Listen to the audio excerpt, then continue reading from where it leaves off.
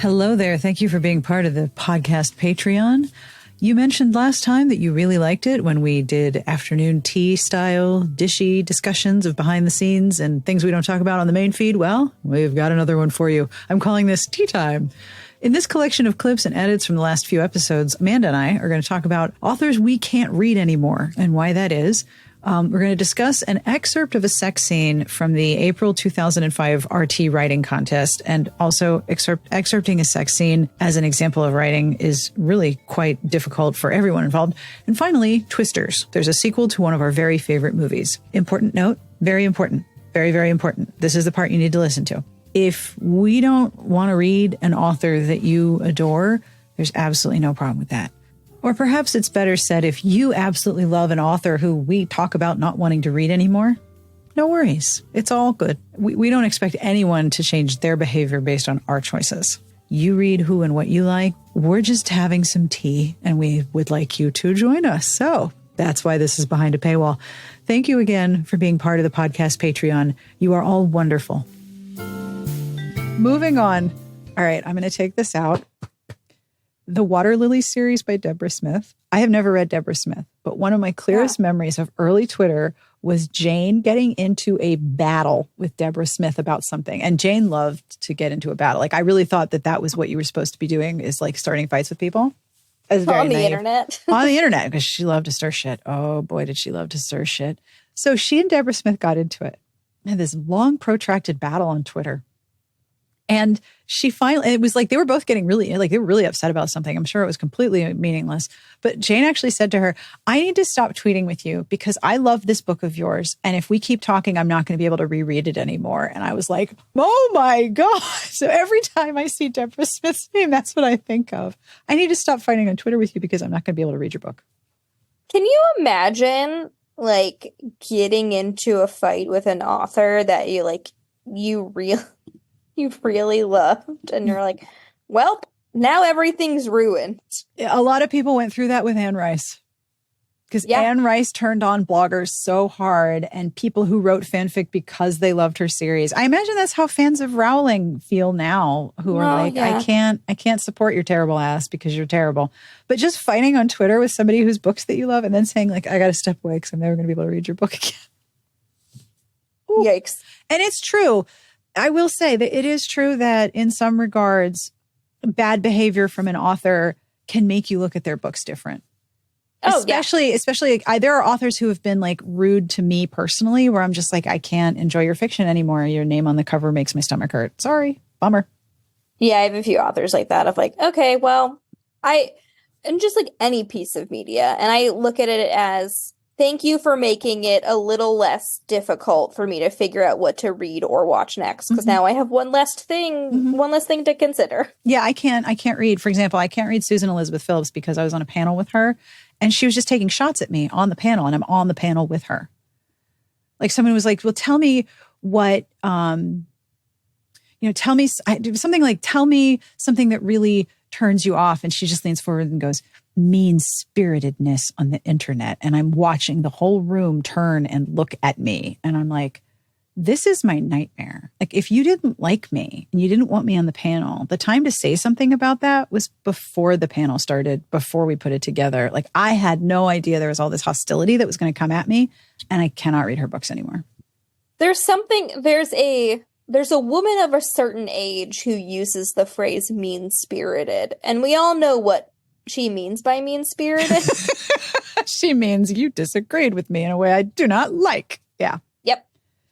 So who can you not read anymore? I should turn this into a bonus episode. I'll just start with where I clapped and be like, yep, here's the tea, folks. There was a book series. The first book is Wicked Saints by Emily A. Duncan. And Emily got in big fucking trouble for being outed using like really anti-Semitic, like admitted to using like anti-Semitic tropes in her books, in her Wicked Saints series. And of course, like, I'm not a Jewish person. None of these things sort of registered with me when I was first reading this series.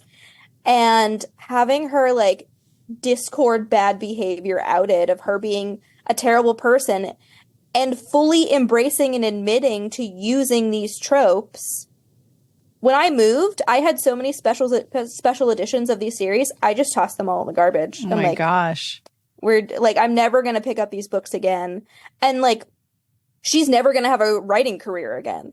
Like, period. Like, she's done. Or she's writing under a different name. Yeah. So that one's not like necessarily petty. That's more of like, wow, it's outed that you did this awful thing. Okay, well, I really thought these books were cool. Now they're just in the garbage with my leftovers. Beck and her books has a whole page. What's the deal with Emily A. Duncan? We dive into the deep facts surrounding drama, cancel culture, and problematic issues of the book community, why certain names are being thrown around. They're not intended to shine hate on any one person, but lay out the facts and basically collect all the screenshots. There's a lot here about Emily Duncan. Yeah, a lot of the comments are like, her books are really anti-Semitic. And I was like, geez Louise. Oh, boy. Yeah, so she was like a secret internet bully and all of these things. I think I also think she went after reviewers, which is always a bad idea. Like, why do you have the time for this? It's like the author who was giving 1-star review bombs anonymously on Goodreads recently, who like tanked a whole publishing deal. Like, why do you have the time, and why is this the thing that you're gonna like plant your feet about? Yeah, so never reading anything of hers again. I got rid of it, and then like one author who I don't think I'll ever read again, and it's probably for petty reasons, is Julia Quinn. Like, get your bag for sure. Mm-hmm. And I'm happy that like romance is getting a nice lift and getting adaptations, but like, she said shitty stuff. I don't know if she's ever fully apologized for it. And I don't like I did a little mini rant in Books on Sale because the Viscount Who Loved Me was on sale. And it has the new cover. Right, which features the actors. From Bridgerton. Yeah. Yes. And when I taught my cheese class, someone asked about Bridgerton. And I was like, here's my thing. Glad Bridgerton exists in the world. Glad it's getting lots of attention. Glad it's getting new readers to the genre. But I want to make it very clear that I don't agree with the repackaging of the book because those books are not diverse. That is not what you're getting inside the tin. This goes back to what we've talked about the distance between the cover and the interior. This is retconning diversity. The person didn't know. The person's like, oh, I had no idea that the characters a lot of in the people have books picked up those books and been like, white, everyone's white. Okay, The Duke and I, the first book in the Bridgerton series, came out in 2000. That is nearly a 25-year-old book. It is there's no diversity in there. And, so, like, I can understand that frustration. Get your bag, but, like, I would like her to say something about it. Look, like, you and Shonda Rhimes are BFFs now. Have her help you out. Like, the thing I love about Bridgerton is that feeling I got when I first saw the first episodes, and I thought, this is what it's like when the thing that I love gets a big fucking budget. Like, I am all for that. That's just awesome. That was gorgeous. But yet all of the problems of recovering the books, I completely agree. If you come into Bridgerton and think, oh my God, there were Black people in history, there absolutely were, but they're not in the series as written. Sorry. They're not in this book. Yeah, and I feel like all of my petty things are like inside knowledge of what we have. Well, that's what happens when you get really into something. You're like, oh, wow, I've learned a little bit. Not necessarily like public bad behavior, but shitty behavior that like we know about of like, ugh, these people are terrible. Yeah. All right, let's go back on the record and finish this episode. We do talk some shit. Speaking of talking shit. My favorite line from this sex scene, by the way, in the middle of the bottom of the middle column, we made love to each other with teasing lips, dueling tongues, grasping fingers, entwined limbs, searching eyes, every part of our bodies joined in the frenzied rush of discovery of each other. And all I could think of was, and dueling banjos. I don't like those descriptions. That's what this love scene needs, is some dueling banjos. Grasping, twisting, dueling. Okay. Faster, deeper, harder are in fact words in that sex scene too. It's like Daft Punk. Harder, better, faster, stronger. Daft Punk, the love scene. Also, did you know they're remaking Twister? I did hear that. And it's twisters. Yes, there's more than one cow. I don't believe Helen Hunt is involved, and Bill Paxton can definitely not be involved because he is dead. But yes. I love that movie. I love that movie too. Hoffman. I love that movie so much. Carrie Ellis plays a jackass. And a bad Southern accent, I might add. A very bad Southern accent. He tried his best. He tried real hard, but he did not do it. That movie is not good. That movie is great. It's so good. And also contributed to my fear of tornadoes. I mean, fair.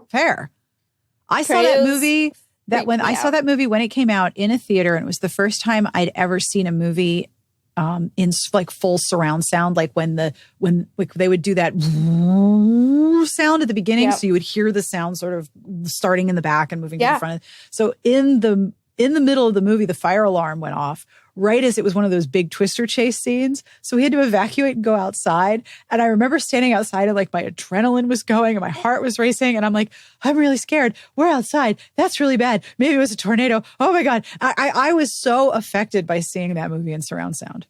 It was incredible. I'm willing to see the new one. I'm not an immediate poo-pooer of remakes or whatever, but I would give it a shot. Apparently I think the woman who's playing like Helen Hunt's role, she does the voice of Jinora in Avatar: The Last Airbender and Legend of Korra. Oh, cool. And she was Sabrina Spellman on the new Chilling Adventures of Sabrina series. Excellent. I'll give it a shot. Yeah.